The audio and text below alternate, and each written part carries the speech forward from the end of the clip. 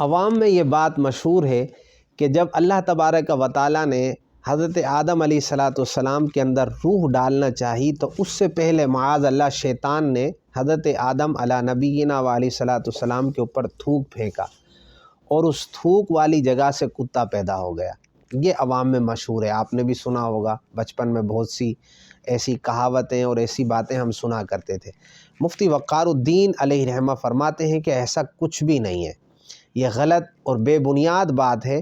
ایسا کہیں بھی منقول نہیں ہے کہ حضرت آدم علیہ السلام کے جسم پر معاذ اللہ اس طرح شیطان نے تھوک ڈالا اور اس سے کتا پیدا ہوا، ایسا نہیں ہے۔ بلکہ میں آپ کو ایک اور دلچسپ بات بتاؤں، جب اللہ تبارک و تعالیٰ نے حضرت آدم علیہ السلام کو زمین پر بھیجا تو اب شیطان نے درندوں کو یہ حکم دیا، جانوروں کو یہ حکم دیا، بہکایا کہ وہ حضرت آدم علیہ السلام پر حملہ کریں۔ تو ان جانوروں میں، ان درندوں میں جو سب سے پہلا درندہ کتا تھا، وہ حضرت آدم علیہ السلام کی طرف بھاگا حملہ کرنے کے لیے۔ تو اتنے میں جبرائیل امین علی نبینا و علیہ السلام نے حضرت آدم سے عرض کیا کہ آپ اپنا ہاتھ اس کتے پر رکھیں۔ تو حضرت آدم نے اپنا ہاتھ اس کتے پر رکھا تو وہ سکون میں آ گیا اور بھونکنا بند ہو گیا اور آپ سے مانوس ہو گیا اور آپ کی حفاظت کرنے لگا۔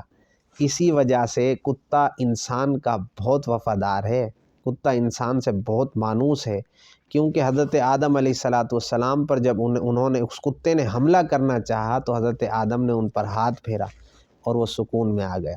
تو ایسا کچھ بھی نہیں ہے کہ کتا حضرت آدم پر جو تھوک ڈالا گیا اس سے پیدا ہوا، بلکہ کتے پر ہاتھ حضرت آدم نے رکھا، اس لیے وہ آج تک انسانوں سے اور تا قیامت تک انسانوں سے مانوس رہے گا۔ میں آپ کو ایک اور دلچسپ بات بتاؤں، اللہ تعالیٰ نے زمین سے جب یہ فرمایا کہ میں تیرے اندر سے کچھ مٹی لے کر حضرت آدم کی تخلیق کرنا چاہتا ہوں اور اس سے پھر انسان کی نسل چلے گی اور ان انسانوں میں بہت سے لوگ جہنم میں جائیں گے اور بہت سے لوگ جنت میں جائیں گے، تو زمین نے عرض کی اے میرے رب تو مجھ سے ایسے لوگوں کو پیدا فرمائے گا کہ جو جہنم میں بھی جائیں گے۔